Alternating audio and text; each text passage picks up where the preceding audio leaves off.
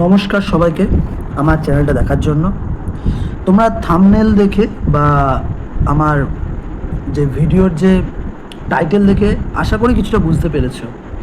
আমি সাধারণত এই ধরনের ভিডিও বানাই না, যে 26,000 জনের যে তারা চাকরি খুইয়েছে সেইটা নিয়ে কিন্তু আসল ভিডিও না।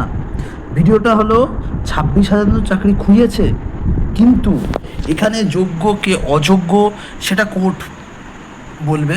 আমি সেই পদে নেই যে আমি বলবো কে যোগ্য কে অযোগ্য। কিন্তু আমার কথা, সংবাদ মাধ্যমের ভূমিকা, সবাই অনেক কিছু বলছে যে সমাজে এই ওই ওই ওই সংবাদ মাধ্যমের ভূমিকা কতটা পজিটিভ সেটা তোমরা একবার ভাবো।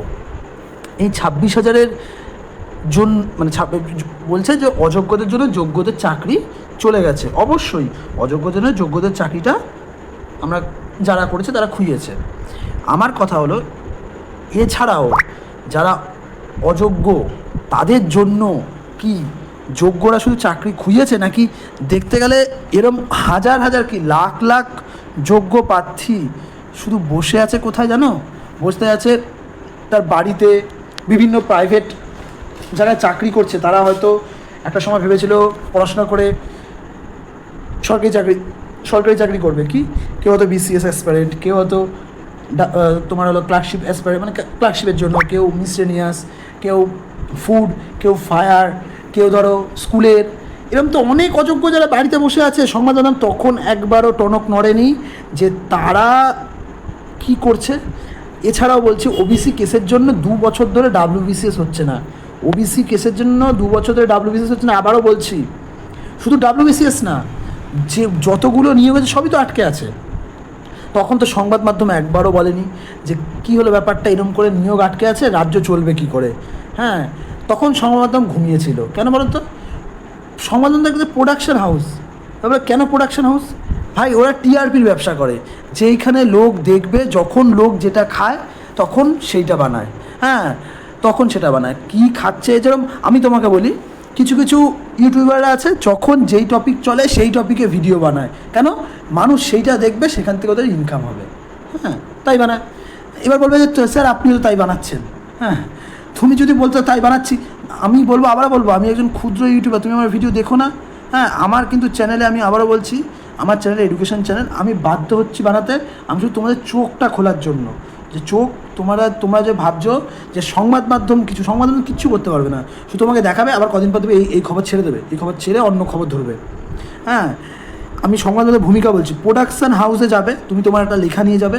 তোমার লেখার যদি দম না থাকে, ওই দিয়ে সিনেমার জীবনও বানাবে না। তোমার লেখার দম আছে। তাই আমি একটা কথা বলি, এপিজে আব্দুল কালামের জীবনী নিয়ে বই হচ্ছে, আমির খান করছে।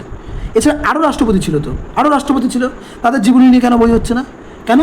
সেই জীবনী নিয়ে বইটা করলে পাবলিক অতটা খাবে না। কেন? এপিজে আব্দুল কালাম একজন সায়েন্টিস্ট ছিল, একসময় ভালো লোক ছিল, এবং তার সঙ্গে উনি প্রেসিডেন্ট ছিল। এই নিয়ে কিন্তু ভিডিও যদি বইটা বানাই, প্রচুর বইটা পাবলিক দেখবে, সেজন্য কিন্তু ওই নিয়ে বইটা বানাচ্ছে। ঠিক সংবাদ মাধ্যমের ভূমিকাটা এরকম হয়ে দাঁড়াচ্ছে না? এবার তুমি বলে স্যার আপনিও তো তাহলে এখন রিসেন্ট এই টপিক নিয়ে চলছে, তাই এই টপিক নিয়ে ভিডিও বানাতে, স্যার আপনি ভিউজ নেবেন, আপনিও করবেন।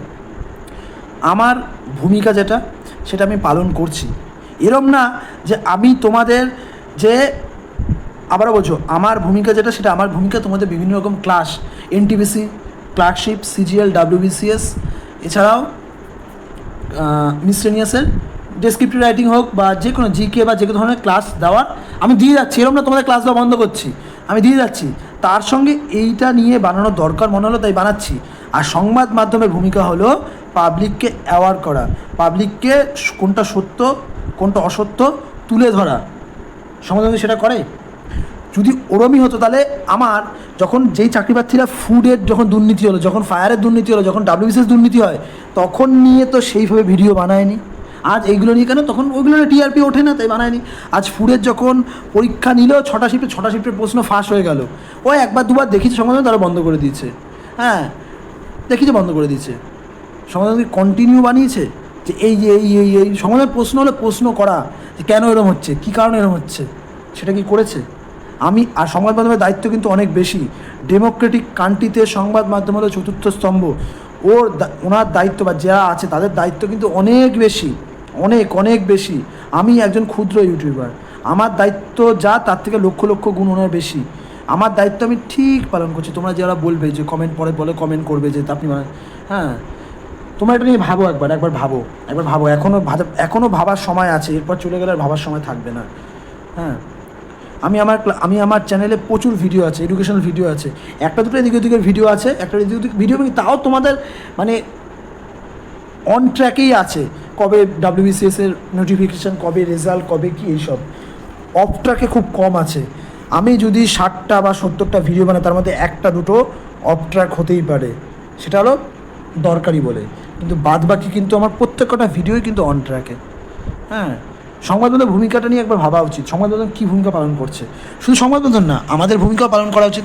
কালকে যেভাবে স্যারদের বা যারা শিক্ষক ছিল তাদের যেভাবে মারা হলো, তুমি একটা ভেবে দেখো তো, একজন শিক্ষক ছোটোবেলা থেকে শিক্ষকরা কী শেখায়, যে তুমি গুরুজনের সঙ্গে কীরকম করে ব্যবহার করবে, তোমার থেকে যে ছোট তার সঙ্গে কীরকম করে স্নেহ বা তার প্রতি ভালোবাসা দেবে, এবং বন্ধুদের সঙ্গে ভালোবাসা থাকবে। এই যে সেপারেশন এবং গুরুজনদের সম্মান, তোমাকে ডিসিপ্লিন শিখিয়েছে, তোমাকে ছোটোবেলা থেকে হাতে করে লেখাপড়া শিখিয়েছে। তারা যখন এইভাবে ডিপ্রাইভ, না কষ্ট লাগে? হ্যাঁ, অবশ্যই কষ্ট লাগে। হ্যাঁ, শিক্ষকরা যেখানে আমাদের গড়েছে, আর শিক্ষকরা যদি ঠিকমতো মানে কাজ না করে, যদি ফাঁকি দিত, তাহলে কি আমরা আজ আমরা যারা শিক্ষিত সমাজ, যারা এই অ্যাসপারেন্ট, তারা হতে পারতাম? একবার ভেবো, আমার চ্যানেলে কমেন্ট করো তোমাদের কি মত। হ্যাঁ, আর অবশ্যই এই ভিডিওটা প্রচুর শেয়ার করো। হ্যাঁ, মানুষকে দেখিও যে কী ব্যাপারটা, মানে মানুষকে বুঝতে দাও। এবং অবশ্যই তোমরা যদি আমার চ্যানেলটাকে সাপোর্ট করো, আরও কথাগুলো আরও যাবে সবার কাছে, এবং তোমরাও নিজেরা আরও বুঝতে পারবে। তোমরা সাপোর্ট করলে আমি এরকম, মানে তোমাদের সঙ্গে কথা বলতে আমার এরকমভাবে ডাইরেক্ট ইন্টারাকশন হয় না, এরকমভাবে কথা বললে আমার মনের ভাবটা প্রকাশ করতে পারি। আমি বানাতাম না, আমাকে আমার খুবই কাছের একজন বলেছে বানাতে, মানে আমার বন্ধু, খুবই কাছের বন্ধু, যে এরকম একটা মানুষকে বোঝা ব্যাপারটা, এর জন্য আমি বাধ্য হলাম বানাতে। আজ এইটুকুনি, ওকে, বাই।